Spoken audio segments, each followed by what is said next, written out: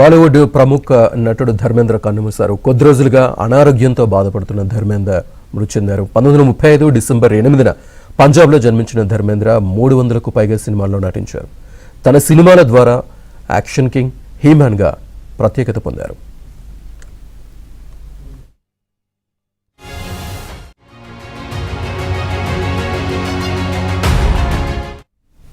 షోలే, చుప్కే చుప్కే వంటి సినిమాలతో 80వ దశకంలో అమ్మాయిలకు కళల రాకుమారుడయ్యారు. 2012లో పద్మభూషణ్ పురస్కారం, ఫిల్మ్ఫేర్ జీవిత సాఫల్య పురస్కారం సహా పలు కీలక అవార్డులు పొందారు.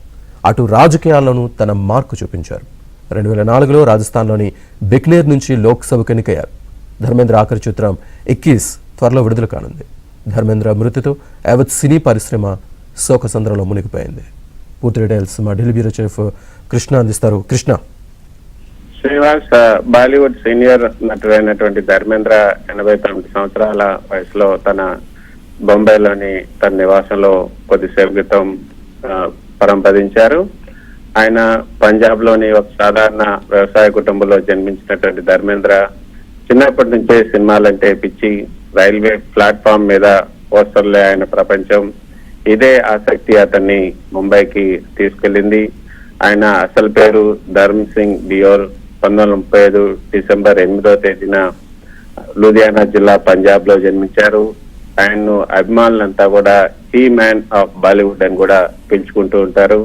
1958లో ఫిల్మ్ఫేర్ టాలెంట్ హంట్ పోటీ గెలవటం ఆయనకు జీవితాన్ని మార్చినటువంటి సంఘటన అని చెప్పొచ్చు.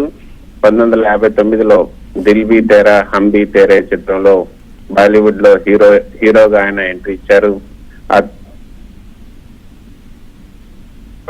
దాదాపు 250కి పైగా సినిమాల్లో నటించారు. యాక్షన్, కామెడీ, రొమాన్స్ ఏ జోనర్ లో అయినా ఆయనకు ఫ్యాన్ బేస్ ఎక్కువగా ఉందని చెప్పుకోవచ్చు. 60s, 70s లో చూసుకుంటే యాక్షన్ ఫిల్మ్ లో ఎటువంటి డూప్ లేకుండా ఆయన స్వయంగా ఫైట్లు చేసేవారు. ఆయన బలమైనటువంటి శరీర సౌష్ఠవం, అదేవిధంగా స్క్రీన్ ప్రెజెన్స్ కూడా కారణంగా ఆయనకు హీమ్యాన్ అన్న పిలుపు వచ్చింది. ఆయన మొదటి భార్య ప్రకాష్ కౌర్, ఆమెకు సన్నీ డియోల్, బాబీ డియోల్, అజిత, విజేత అన్న పిల్లలున్నారు. రెండో భార్య హేమమాలినికి ఇషా డియోల్, అహానా డియోల్ అనే కుమార్తెలున్నారు. ధర్మేంద్ర, హేమమాలిని జంట బాలీవుడ్ లో అత్యంత చర్చనీయాంశమైనటువంటి జంట అని కూడా చెప్పుకోవచ్చు. ఇంకా రాజకీయ జీవితం కూడా చూసుకుంటే ధర్మేంద్ర సినిమాల తర్వాత రాజకీయాల్లో కూడా అడుగుపెట్టారు. 2004లో బీజేపీ తరఫున రాజస్థాన్ లోని బర్మేర్ నుంచి లోక్సభ ఎంపీగా గెలిచారు. పార్లమెంటు హాజరు, అంటే ఎంపీగా గెలిచిన పార్లమెంటుకు రావటం లేదు అన్న విమర్శ వచ్చినప్పటికీ కూడా ప్రజల్లో ఆయన అభిమానం కూడా తగ్గలేదు.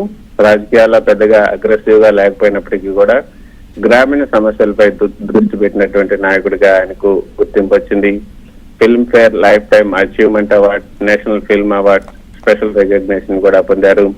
2012లో భారత ప్రభుత్వం పద్మభూషణ్ అవార్డుతో ఆయన్ను గౌరవించింది. దాదాసాహెబ్ ఫాల్కే అవార్డు కోసం కూడా ఆయన అనేక సార్లు నామినేట్ అయ్యారు. పంజాబ్, మహారాష్ట్ర నుంచి ప్రత్యేక సన్మానాలను కూడా అందుకున్నారు. ఆయన వ్యక్తిత్వం ఏదైతే ప్రజల నుంచి చాలా ప్రేమను పొందారు. చాలా డౌన్ టు ఎర్త్ వ్యక్తి. ఫ్యాన్స్ తో గౌరవంగా మాట్లాడే సౌమ్యత ఆయనకుంది.